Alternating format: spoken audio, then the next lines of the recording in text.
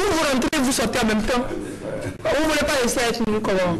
Ça fait un moment, hein, vous êtes plus passé par ici.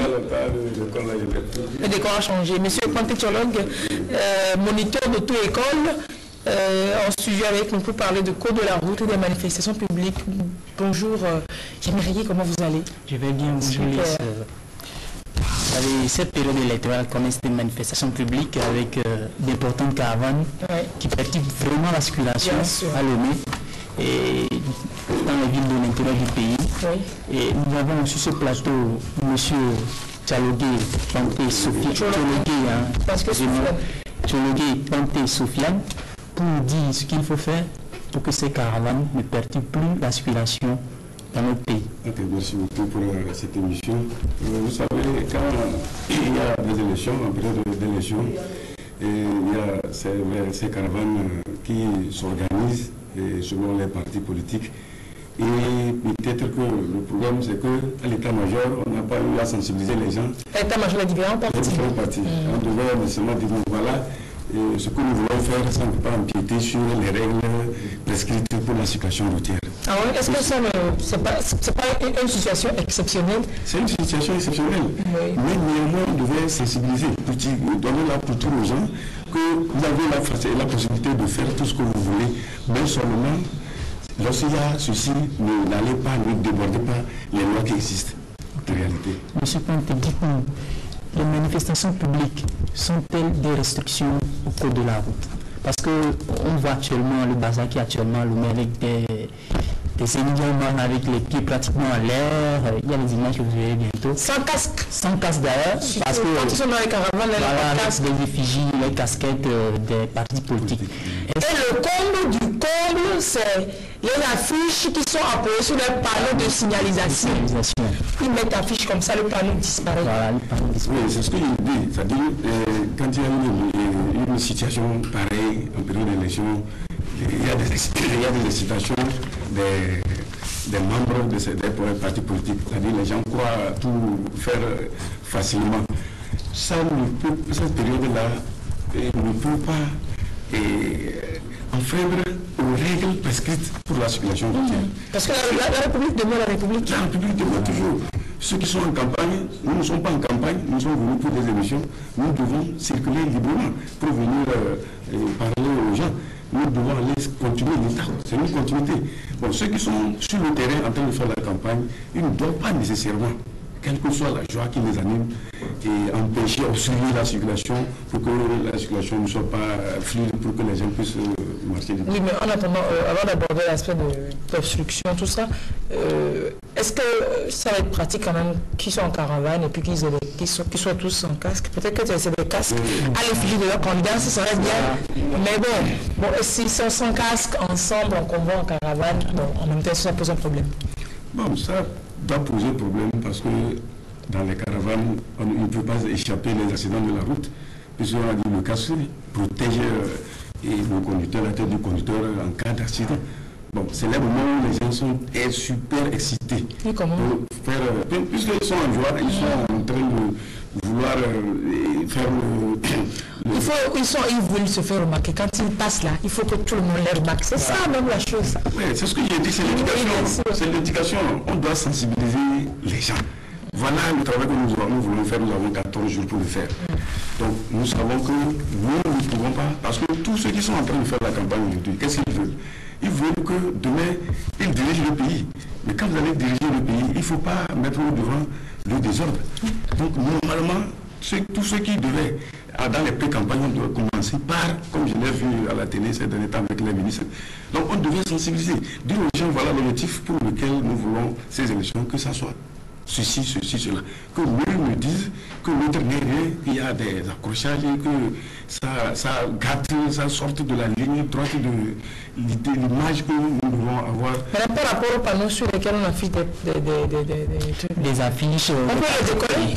Si quelqu'un se prend dans la main, il décolle ça. Bon. Ça ne va pas avoir incident.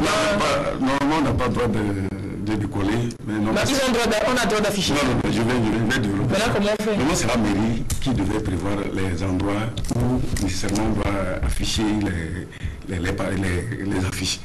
Bon, j'ai vu généralement dans la ville, dans dans les grandes villes qu'il y a des portiques, c'est-à-dire les panneaux géants, où on peut afficher. Par exemple, ça. C'est ça, non, c'est pas les portiques dont vous parlez, mais ça, c'est les panneaux géants, ça, c'est normal, bien sûr.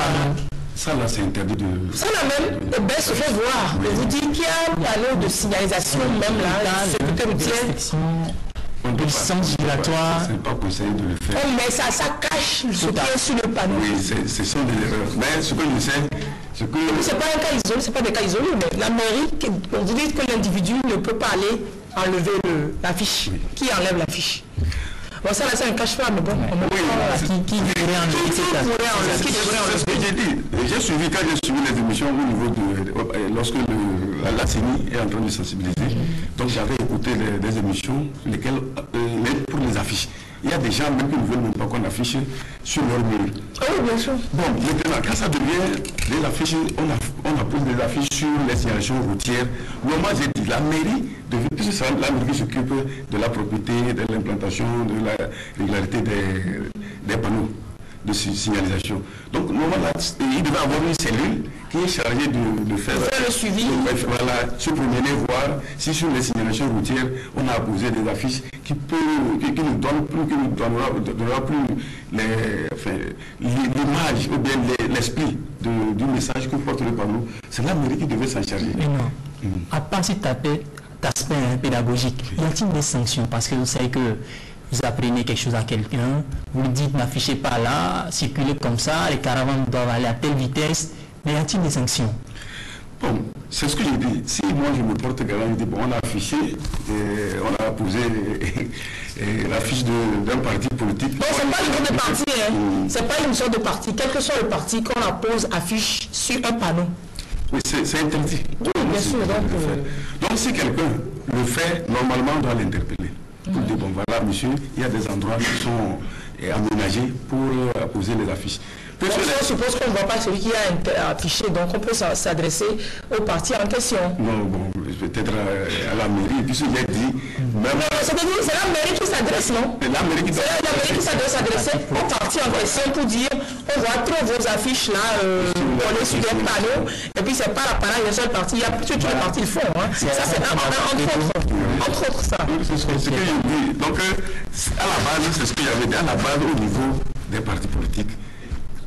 Quand ils recrutent les gens pour faire la campagne, et ceux-là qui sont chargés de faire les affiches, on devait leur dire nécessairement que voilà, vous pouvez tout afficher, sauf des endroits précis. Voilà, des endroits précis. Maintenant qu'on est là-dedans, voilà, on ne sait plus vraiment, donc c'est fini le vin cuit, le vin tiré, on va le boire comme ça, c'est ça. Cette émission, peut-être ça va donner la semaine prochaine. Et alors, dites-nous, quelle est la vitesse à laquelle les caravanes doivent aller? Bon. Parce qu'on voit des caravanes en ville maintenant, ça va 100 km/h, ça siffle de partout, même au niveau des hôpitaux, il est interdit de klaxonner, de faire du bruit, ça klaxonne. Voilà. La vitesse. Il n'y a pas une allure qui est destinée à une caravane pendant ce genre de manifestation. Bon, c'est ce que j'ai dit. Normalement, on devait dire, bon, monsieur, voilà, la caravane, elle a pris une grande possession. Qu'est-ce que nous devons faire? Nous devons aller à une allure modérée, réduite totalement pour pouvoir traverser la zone. En même temps, pas caméléon aussi pour bloquer les autres. C'est pourquoi j'avais dit, normalement, toute manifestation devait être encadré par les services de l'ordre. Oui, c'est encadré. On constate que les forces, la FOSEP qui font des efforts, mais seulement ils ne peuvent pas au même moment dire bon voilà, on va être ici, on va être là. Normalement, lorsque une caravane devait passer sur une artère donnée, on devait normalement signaler. Donc voilà, nous voulons prendre cette artère-là. Ou bien à tel endroit, nous devons, à tel endroit, nous devons commencer par informer les gens en passant par les commandes d'appel, les mégaphones, pour dire aux gens, voilà, nous voulons passer aujourd'hui, demain, à telle heure, à cette situation. Et à, cet endroit, donc, ce qu'il faut faire, nous vous prions quand même d'être un peu plus serein pour que la manifestation puisse se passer. Donc les gens, c'est ce que je dis, quand ils n'ont pas été cultivés et sensibilisés sur la chose, donc pour les gens, c'est l'excitation totale. Donc c'est un libertinage, bon pas un libertinage en tant que tel, c'est qu'ils sont libres de faire tout et tout, même si vous installez votre caméra quelque part, ils peuvent ramasser ça parce qu'ils sont autorisés à le faire. Oui, si je le poursuis, C'est le cas de surcharge. Vous voyez des véhicules où des gens pratiquement les pieds en l'air, des pieds dehors, des véhicules de 25 places qui prennent pratiquement 50 personnes, des gens sur... C'est une période... Donc le code électoral n'est pas mis en parenthèse. Non, je dis que le code de la route n'est pas mis en parenthèse pendant la période électorale, pendant les meetings. Normalement, non. On doit respecter. On doit respecter parce que la caravane, elle, c'est pour une période donnée. C'est le genre de manifestation, c'est pour... Mais les autres qui sont indécis, qui ne sont pas tout de suite prenants d'un côté ou de l'autre pour faire ceci, et qui sont libres d'aller à leur fonction, d'aller travailler. Donc eux aussi, ils ont le droit d'utiliser la situation routière. Ça ne veut pas dire que c'est parce qu'il y a caravane ici, que moi, si je vais à mon service, je vais aller brûler un feu rouge. Mais quand il y a caravane, ça change les décors. Ça dit compte tenu de la masse, les gens deviennent curieux et on les laisse passer. Dans ce cas, ils ne peuvent plus dire que bon voilà, nous sommes arrivés à tel moment, il y a un feu rouge, donc on va s'arrêter, voir le verre avant de... Ouais. Donc ça peut agir parfois sur les restrictions, ça peut faire ça. Mais ce n'est pas déterminé que bon, quand nous sommes en train de faire certaines règles, ne peuvent plus être respectées. C'est pourquoi j'avais parlé de l'encadrement, s'il y a lieu d'encadrer. Donc à certains niveaux donnés, il y a, ça ne pose pas des problèmes. Donc pour une caravane, pour nous conclure, pour nous résumer, la caravane ne peut pas respecter un feu rouge. Parce que c'est un grand masque. Oui, donc quand le feu rouge, donc c'est les autres là qui ont la priorité au vert qui doivent s'arrêter. Pour que ça se décante et puis bon voilà, puisque nous ne voulons pas des accrochages. Mais si vous mettez, peut-être que moi je suis du temps, de l'autre il y a du temps, moi je voudrais passer parce que moi j'ai vu le vert, alors que les gens sont engagés, vous voyez qu'il y aura encore un affrontement. Et c'est ce que généralement on est en train de... La route ne connaît pas parti politique. Parti politique. Mais pour le moment, c'est une période exceptionnelle, il faut l'accepter. Que devons-nous retenir essentiellement bon, ce que nous allons retenir, nous allons dire que le code de la route, c'est l'ensemble des règlements qui régissent et les signalations qui régissent une circulation routière.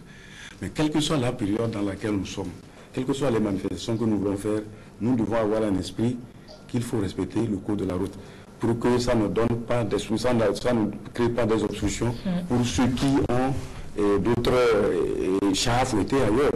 Donc tout ce que nous allons retenir, il faut que les gens comprennent s'il y a des affiches à faire, qu'ils évitent d'aller afficher sur les panneaux de signalisation pour empêcher... Et puis sur les murs des individus. Oui, parce que dans d'autres pays, vous allez voir, dans les pays anglophones, on écrit sur certains murs « no-bill », c'est-à-dire interdit d'afficher. Donc au Togo, il n'y a pas des endroits où j'ai vu... Oui, mais bon, afficher sur un mur de quelqu'un, c'est beaucoup moins grave qu'afficher sur les panneaux de signalisation.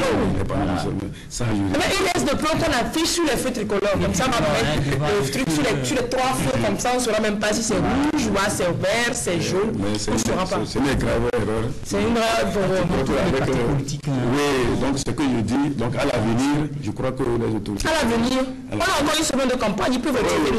On va voir quels sont ces partis qui sont patriotiques, qui sont civiques, qui respectent les lois de la République, qui vont enlever leurs affiches des panneaux de signalisation. On a encore une semaine de campagne, c'est pas trop tard. Voilà, on va constater. Tout ça, ça va jouer dans la campagne, dans le choix, le 25 mai. On va voir quel parti respecte tout ça. On note tout ça. Ils ne savaient pas, comme nous avons fait. Voilà, donc tout ça, on va noter ça, des moins, des plus, on va faire. Donc voilà. Vivement que la semaine prochaine, ces caravanes et ces manifestations publiques laissent de l'ordre sur nos routes. Merci beaucoup, Lys. Merci, mais on sait que l'équipe, nous aussi, comme vous l'avez dit, les usagers, quand on voit une caravane, ne pas forcément vouloir forcer les choses, contourner, parce que ce savoir aussi qu'on est quand même dans une période spéciale et exceptionnelle. Un peu de modération de part et d'autre, et puis tout va bien se passer. Ça se passe déjà assez bien. Ça va continuer pas bien se passer. Ben, merci d'être passé par ici. Alors, une question pour finir. On a fini. En quelques secondes, est-ce qu'il y a une vitesse à respecter à l'approche d'un meeting électoral? Oui. Quand ça a lieu à la bord du... C'est ce que je dis, la vitesse, ça ne se définit pas. Mais lorsque vous avancez et que vous constatez qu'il y a une manifestation où il y a une foule, Donc à vous d'adapter voilà. les tests par rapport au mouvement des personnes. Dans la circulation. Voilà. Donc, super. Monsieur Tchologue, merci. Donc, merci à vous aussi et que nous comptons vous retrouver la prochaine fois pour d'autres choses. C'est sûr. On compte sur votre disponibilité également. Merci beaucoup. Merci, cher frère. Merci, Lys. Merci, monsieur Tchologue. Merci beaucoup. Tchologue. Et la photo à la fenêtre, vous l'accompagnez pour la photo à la fenêtre. La photo qui passera en diapo à la fin de l'émission. Merci de nous suivre en Italie, en France, à Paris. David, bisous à toi. Merci de nous suivre également en RD Congo, au Gabon, au Bénin. Merci d'envoyer vos réactions.